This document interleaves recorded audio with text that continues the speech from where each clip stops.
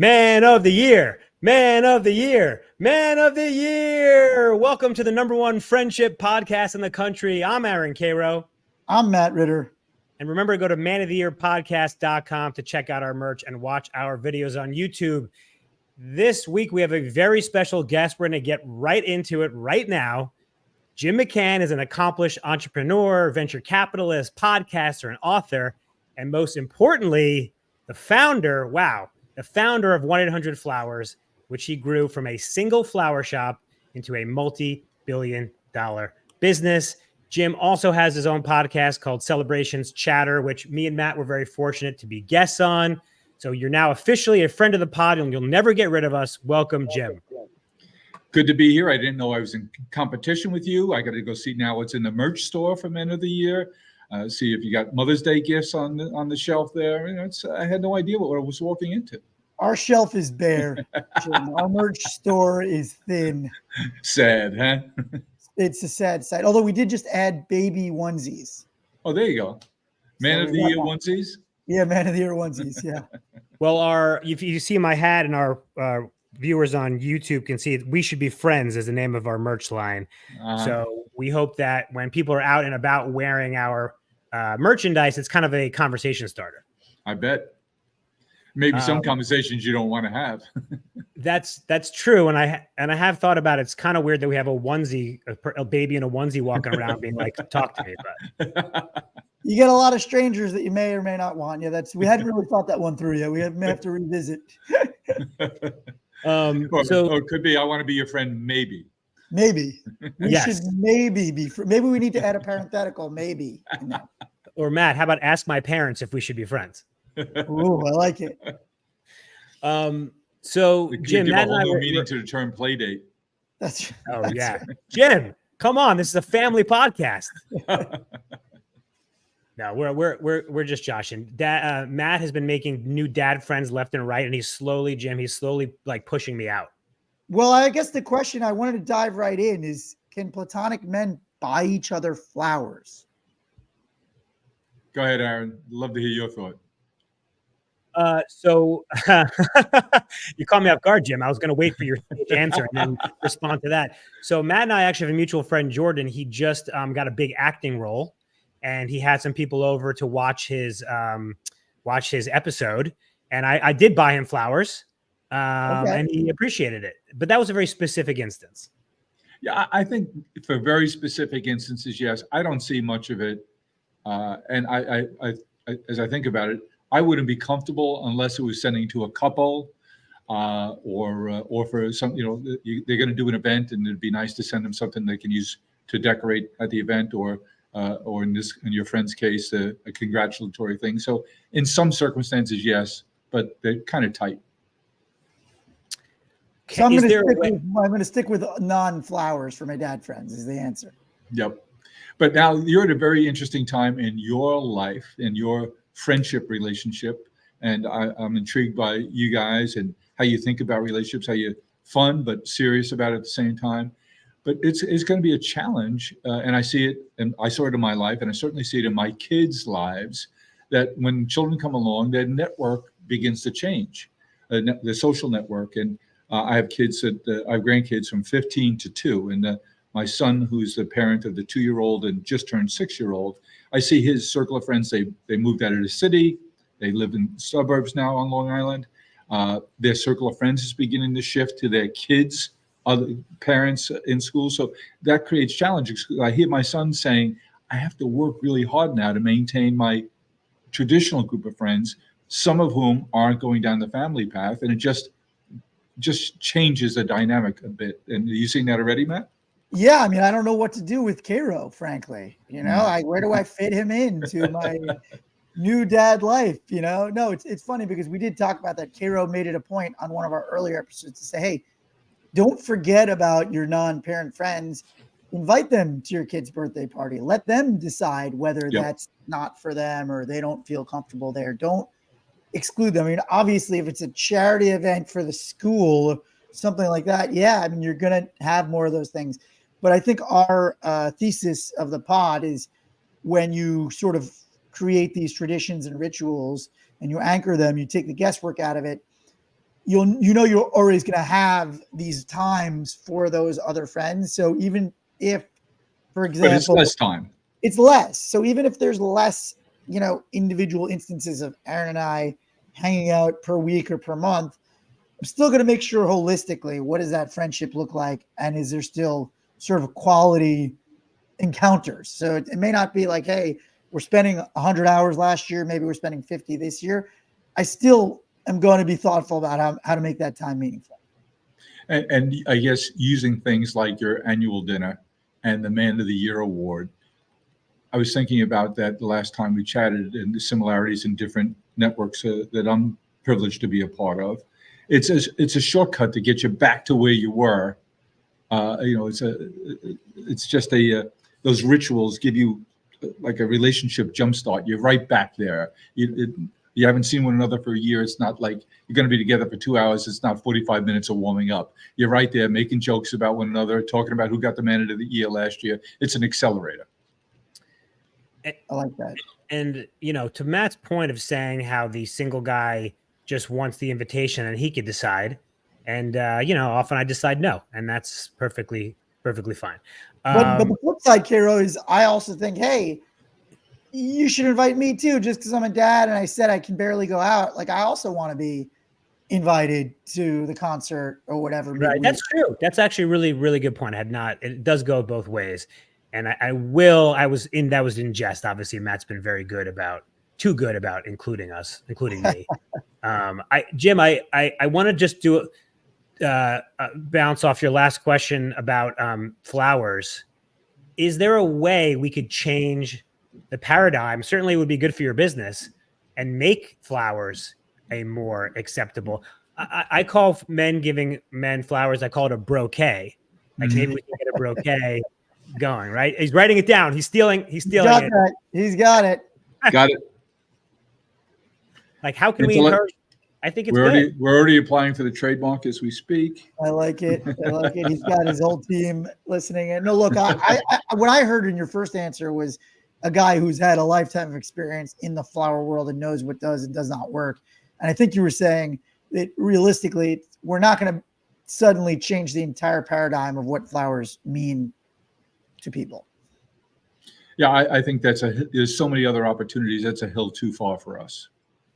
Interesting. Wow. Okay, it's drawn a line. Okay, I have a question. I have a question that's tangential to that, because I agree. I think that's maybe like a hill too far. But I think there is this perception that flowers are only for special occasions.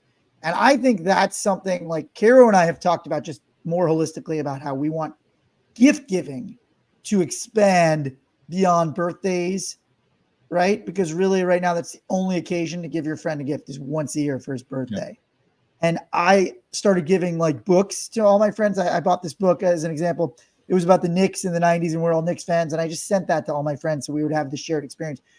What do you feel about sort of expanding flowers? If not flowers, just gifts to beyond. How do you feel about, kind of our thoughts? Is that achievable on a mass scale? I think it very much is, and it's a path that we're on here at the Flowers Companies. It's why we've been expanding our product line for years now to include food gifts, personalized gifts, photo gifts. Books, I think, are a great gift. I find myself doing the same thing, Matt. I'm gifting books a lot more. I'm the kind of personality that if I read a magazine article, I'm not done with it unless I've shared it with the people I think it would be germane to either my family, or my network, or my business circle at the company here.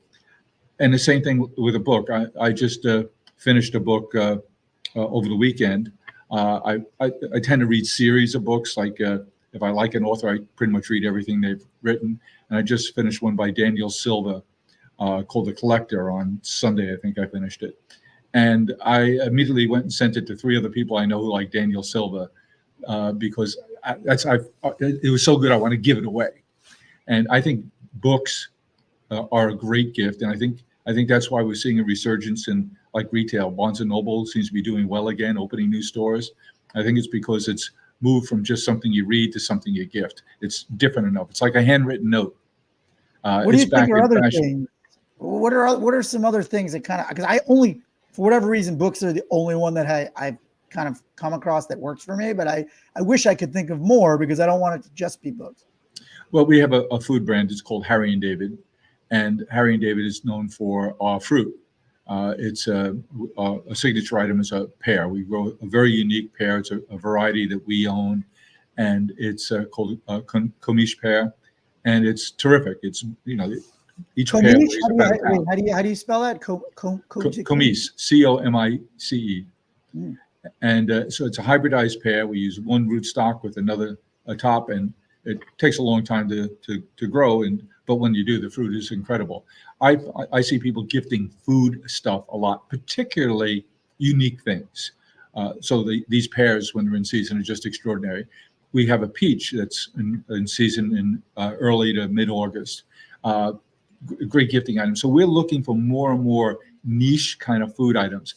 A really special olive oil, a really special cheeses. People are sending to one another now. So food gifts, but especially if they have some unique edge to them, a story. I visited a place, they had these. So we're collecting now more and more really specialized, small quantity food gifts for people in our community who've raised their hand, say, I'm a foodie, I like to consume it, I like to gift it, put me on your list. I know it's limited inventory, and that's not something we can make money at, but it really increases the depth of our relationship with people who really value and like food. I like what you said about the foodie of it all, because I think what makes it cool when you give a gift to your friend, you're saying like, I know you, and I know you'd appreciate this. So for foodies, like I've received high-end olive oil. We like to fancy ourselves foodies, but when somebody sends me that, I feel appreciated. I'm like, there's real thought to it. Yeah. And by the way, I just can we have a hot pear debate? So when I was a kid, maybe I'm totally wrong, I thought like the hierarchy, I thought pears were a lower quality fruit than apples because they always came to my house bruised. Am I wrong? Has my whole life been a lie? Yeah, it's been a lie, clearly, like so many of the things in your life, apparently. like that education you brag about, being number one in your class. Let's be honest here, Matt. Law school, come on. You and Biden were not top of your class. Yeah, I was not, but you know what? Look, I'm on the cover of the Penn Gazette right now, so it's too late. I've already faked it till I made it. Is that the one where you're in handcuffs with the protest going on? No. We had that episode. We had that article buried. We had pushed that down. Wait, so pears are? I'm just serious. I'm actually kind of serious. I literally just. I used to think the same thing until I got into the business, and actually now there are a whole lot more. I find maybe it's because of the business I'm in, but there are a whole lot more people who are aficionados of all the different kinds of pears. They're more special, they're more unique, they're lower in quantity, because there are such a range of varieties. So you growing up on Long Island, you would know pears. Those are those really hard to eat things, and they were discolored and bruised all the time. Yeah. These are pristine, big, juicy. You can eat them with a spoon. They're so soft, which is why they're hard to grow, because their skins are so delicate. But by the way, just last week, we received an article from a biologist who said for people who are trying to avoid or trying to overcome a cancer, the number one thing they should be eating is a pear every day, because the skin of the pear has 5 specific enzymes that aren't found in other foods that are really regenerative to the body's immune system when they're fighting cancer. I was tickled to read that and sent a box of pears right away to several friends who I thought could benefit from that. Well, that's what they say. A pear a day keeps the oncologist away. Exactly. I read that everywhere. My whole life was a fraud. I thought apples were the big shit, and now we're just. By the way, I like the Long Island shade he threw. He knows that I consider our Long Island upbringing to be, very middle of the road, bruised pear. That's my childhood, bruised pear. You're the bruised pear in the group, right? That's right. The bruise. That's a lot of emotion behind that statement. So Jim, we've come up with a gift giving rule of thumb, and this is another thing that you're gonna want to steal. So remember, Matt is a former corporate lawyer, so you know how former. Let's underline former. Very discreet. I'm disbarred in some states, but I still think there are a few that'll have me. So I think it's what's the diamond company? Cartier or De Beers. Yes. 2 months salary is the guideline. 2 months salary. So me and Matt, we were like, okay, what is the guideline? Which months? The months that you were working or the months Right. you weren't? The sabbatical, the 2 months sabbatical. Right. Unpaid. So me and Matt were trying to think of, All okay, right, what? no, before you go there, I have to ask you. Yeah. Cubic zirconia, no one can tell that it's not a mined diamond. Do you just keep your Moissanite mouth is shut even- and give it to her or what? Come on. Listen, moissanite is the way to go now. Have you heard of moissanite? Moissanite is No. untraceable. That's it's- in between. That's in But do between. you feel guilty if it's a tenth the cost of a real diamond and she's still happy with it? That's a good one. I'm gonna have to think about. I'm gonna have to mull that and tell you what I do on my next purchase. Is that Matt? Is that a lab grown? Yeah, moissanite is the lab grown one that are like 10% the cost. Got it. Interesting. So Jim, so me and Matt were trying to figure out what is the guide. How much should a guy spend on his platonic guy friend on a gift? Okay. In terms of salary. Yes. And we came up with 1 hour salary. The 1 hour salary rule. What do you think? Right. I think Because you're that's not- plenty. Right. Exactly. If you're a lawyer and you're making tons of money, you get a pretty nice gift. And if you're working at McDonald's, you can spend $15. It's totally fine. Right. So it's I 15 think to the- 1,500. I think the point you were making before, Matt, is the one that I would steer to, which is it's not how big the gift is, it's frequency, thoughtfulness, and showing that you're intentionally remembering and staying connected. We haven't come up with a frequency rule, right? Like how many gifts should you, how often should you gift a friend something? Non-birthday, once a year? More? I'd say there are 4 seasons in the year for a reason. Okay. I like this. 4 And times a year. What season is the pear season? Are we in pear season? I got to send some pears. We just finished pear season.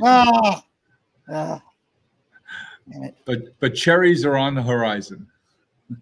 Cherries are a good gift. Cherries just say, hey, We have those Rainier cherries, those big juicy cherries. They're incredible. From Washington State and from Oregon. Cherries say, hey, I'm doing well. Yep. I hit all 3 cherries on the slot machine. Yeah. Cherry, baby.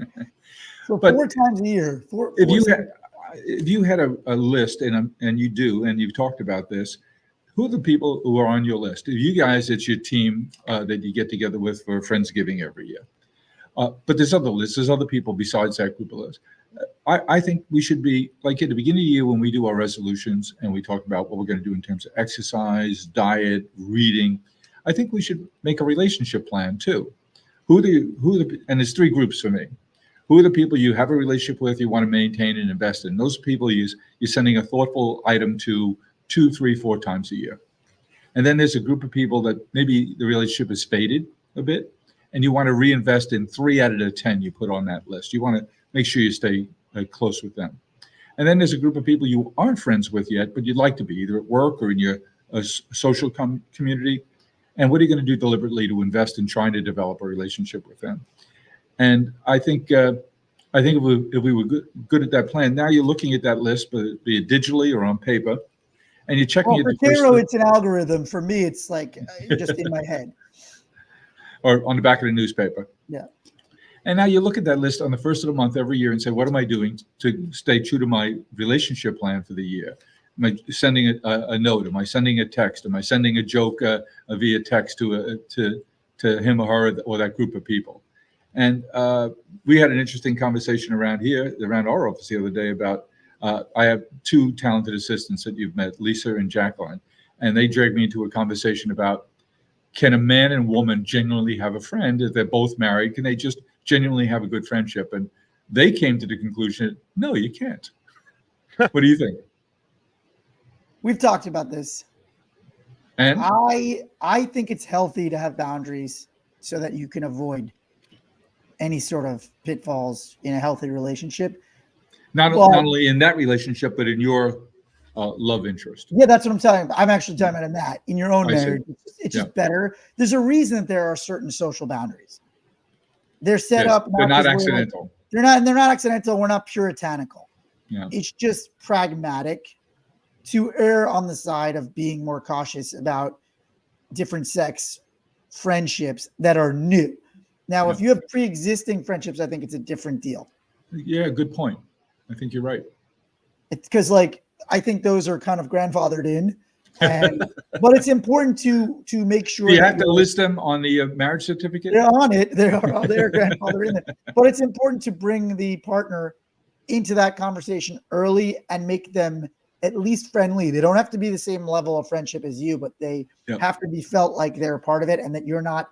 Because the thing about being with a spouse is that you have to be in the most inner bubble. Yes. And it's not healthy in your relationship if you feel like you're on some outer bubble. So that's how I sort of see it. But I do think men and women can be friends, but there has to be more of a practicality to it if you're in a relationship. That's what I'll say. Yeah.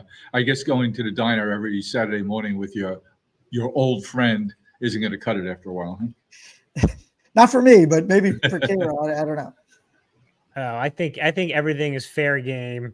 We're all adults here, and and if there's a little slip up, things happen. I'm sure you got a gift bag for that, Jim. We live on that. When they look at their revenue every year, they go, look, here's some risk factors, but on the plus side, we've got a really expanding group of cheaters. We had a fellow one time.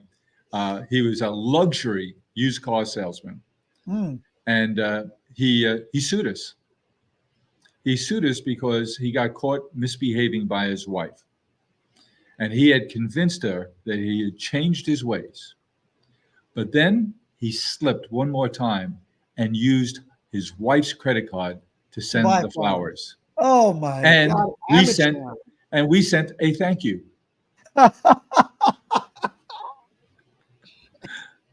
Did you change company policy after that? No, but he did sue us. Unfortunately, our lawyers, that was the case they jumped on right away and won for us. I was enjoying the national publicity as every on-air personality was skewering this poor guy. What was his claim? I'm very curious. Like his claim was infliction of emotional distress. What is he? Because now the divorce was back on. And he claimed it was our fault because we sent a thank you to him. Right. And I remember he was on national TV being interviewed by a famous New York City-based, now nationally known personality named Meredith Vieira. And Meredith Vieira was skewering him on the air with his lawyer sitting next to him about, how can you be blaming them for your misbehavior? And finally, he just got up, ripped the earphone out, and walked off the set. Yeah. I remember in the law, we called that unclean hands when you see somebody when you've got unclean hands. That's what you remember about the law. That's the one thing I remember. That's the one takeaway. That's my one. So, Jim, since we got connected a few months ago, there's one thing that me and Matt we've been dying to talk to you about. You found 1-800-Flowers, you hit it big, you IPO, you're doing pretty well, and you go out and you do exactly what Matt would do and me in a different way, and you buy a piece of the New York Mets. How did that come about? What was it like? Tell us everything. The way it came about was one of my friend groups, one that I'm privileged to be a part of and have been for a long time. We affectionately call ourselves the Old Farts Group. And I'm the junior member of the Old Farts Group. So we're tenured. And one of them, and our fearless leader, is a man named Fred Wilpon, who, as you know, was the principal owner of the Mets. And so we've been friends for a long time. He and his wife, my wife and I, have been friends for 20 years, and more, probably much more now. And when it came about that he wanted to sell the team or a piece of the team, I bid on the whole team. My partner and I bid on the whole team, and we got rejected. Ours Can I ask what that first number was? What the number? Yeah. We bid. It was 14 $750 million. That wasn't enough to get it done. Wasn't enough to get it done. We came in, but then my friend Fred took another offer, and he was talking to me about it, and I didn't think it was a good deal. And with my friend hat on now, I'm saying, Fred, I don't like the structure of this deal. I think it's setting it up that your partner is going to be rooting for you to fail because of the terms of this deal. I said, that's not the way to go into a partnership. So we talked about it, and I remember it was a Friday night before Labor Day weekend. I get out to the beach house out east on Long Island, and it was a little late because traffic was really heavy on a Friday night. And my wife says, Fred's on the phone, like to chat with you. So I run up to my office and take the call. And I said, no, I've been listening to what you said. And I was advising him, why don't you syndicate it, Fred? Don't have one partner, have a group of people. You'll have more control, you'll have better inputs, and it's more manageable for a larger group of people. Because it's not easy to find one person who can stroke a check for what became $800 million. And he said, I've gotten that advice from a few people, and I think it makes sense. I'm not going to go ahead with that other deal. We just never can it drags on and on. We're not getting to the finish line. So he says, I'm going to ask you to put your money where your mouth is. Will you be my first partner? So I said, without a doubt, done. And that's how it happened. Wow. And I have a question. Maybe this is too personal, but he would never have sold if not for the Madoff fiasco. Yeah. No, I think they would have. In terms of the family dynamic, it came to a point where they created such value there. They bought it, what, in the 80s, in the 70s? He started buying, I'm guessing, in the 80s. Mm-hmm. Certainly the 80s, could have been the 70s, but he started buying and just kept accumulating more and more, and then wound up as the family wound up as the sole owners.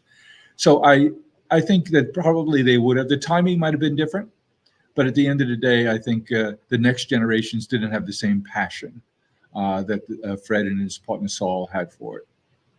So what was the most fun about the whole thing? Well, the most fun for me was family-wise. So I'm on the board of the team for 10 months. I had been going to spring training with my old Fox friends for years before that, which was one of the great weekends of the year for me, because there were 10 great guys, great stories who were very thoughtful and warm, each with a different story. And we'd have great long weekends talking baseball, drinking really good wines, having really good food, and unbelievably candid and important conversations about really deep and meaningful stuff that, to say, I really don't have with too many other people.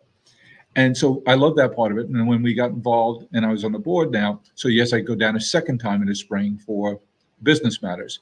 And to take my two sons and to spend the whole weekend with them at a weekend at Port St. Lucie, watching the team, talking baseball, meeting the players, meeting the new players, seeing the kid that's on the bubble and watching him practice, and watching the coach work with this guy who could throw a fireball, but he didn't have a changeup. And this rusty old pitching coach is telling him, kid, there's 100 guys who can throw it that fast. But the ones that get to the big leagues are the ones who learn to roll their pinky off the ball like this. So for my sons and I, or my nephews, to be just standing there like listening to the side and watching this and seeing the effort these young men. So it created great family atmosphere. And then we had a box at the ballpark. So I have, as I mentioned to you, 7 grandkids to make family day, nieces, nephews, all the next level grandkids, brothers and sisters. And to have the whole family rooting for the Mets and knowing the stats. And when we got together for Mother's Day Sunday, late in the day when we got back from the office or the shops, and to have all the next generation sitting around with their scorecards, comparing what's going on, what happened in the Met game. Or I have a brother, Kevin, who's I'm oldest of 5. My younger brother, Chris, worked with me here for all these years at Flowers. He's 10 years my junior, but Kevin was born developmentally disabled. And he lives in a wonderful group home here on Long Island, and he's doing well. But he never had his graduations or his wedding or any other big milestone events that we had in our life. So because I was involved, they said, hey, why don't you come throw out the first pitch on Mother's Day? And I said, well, I can't do it on Mother's Day. I'm busy. But my brother Kevin can. So my sisters took my brother Kevin, and it was an amazing day for him. And he gets on the mound and he throws a strike. And we have this unbelievable picture. Each of us have the same picture in our homes of standing behind the catcher, watching my brother Kevin with his Mets garb on, throwing that first pitch, got him just as he released the ball, and up on the Jumbotron behind him, you have the same image. So you have him in up close and real, and then I'm on the Jumbotron. So he has it hanging prominently in his house, and we have it in each of our houses. And late that night, when we were gathered at our house for a barbecue, he leaned over to me. He said, Jim, this was the best day of my life. Oh my God. So being able to do things like that, it was a 10-year ride. It was wonderful. Got a little painful financially, but then the exit was very nice. Did you sell to Stephen A? Were you part? That was Yes. okay. Yeah. I mean, I wouldn't say he overpaid, but he paid a good amount. He paid a fair value, and we were happy. Wow. Good move. Amazing. It was a triple on the investment in 10 years, and 10 years of fun and interesting and great family times together. It hits different when you're walking into that owner's box, huh? It's different, but growing up in Queens, I was in the 6th grade. I think it was when they had the first game at Shea Stadium, and having gone to the first game in the drizzle, listening to Casey Stengel present the lineup card and address the crowd. So it was a pinch me experience, and I wouldn't trade it for anything. It was just great fun. Wow. When you're the owner, do you have a ticket, or you just walk in and say, "I own this place"? We had our own entrance. As they say in the old country, it was sweet. It was sweet. They still let me in the secret entrance. Oh, yeah? Do you still go to games? Not as many, but yeah. In fact, we just picked a date for the whole family to go again. We get a couple of few suites, and my brothers and sisters, nieces, nephews. So I think it's May 31st. We're going again. Wow, that is amazing. Now, I'm a Yankees fan, so when Man of the Year becomes $1 billion, do they play baseball too? All right, well, that's our show. No, but seriously, Jim, thank you so much. We love chopping it up with you. I mean, you're really just like such an expert. Matt and I call ourselves experts, but you're like the gift giving. I mean, literally, you're the. Well, Jim knows that we're frauds. He sees right through it. It's not like we have to tell him. No, but we're going to list you on the roster as our contributing consultants. There we go. I like that. And there'll be a little picture of Karo underneath the trademark for Bro-quet. Yes. Bouquet. Yes. Okay. If I see a Harry and David's Bouquet, I will call Matt's former associates. I see an under Harry and David, there's a little subsection called Matt and Karo's. Well, it's going to be, from now on, it'll be Harry, David, and Aaron. Oh, there you go. Yeah. I love it. Jim. Sorry, Matt, did you? No, I'm great. Oh, great. I was going to wrap it up unless you had. We're wrapping up. Jim, thank you so much. And thank you guys to our listeners. Check out Jim's podcast, Celebrations Chatter. Always remember, be good to yourself, be good to your friends. Hey, Matt, love you, buddy. And Jim, love you, buddy. Jim, love you, Jim. Love you too.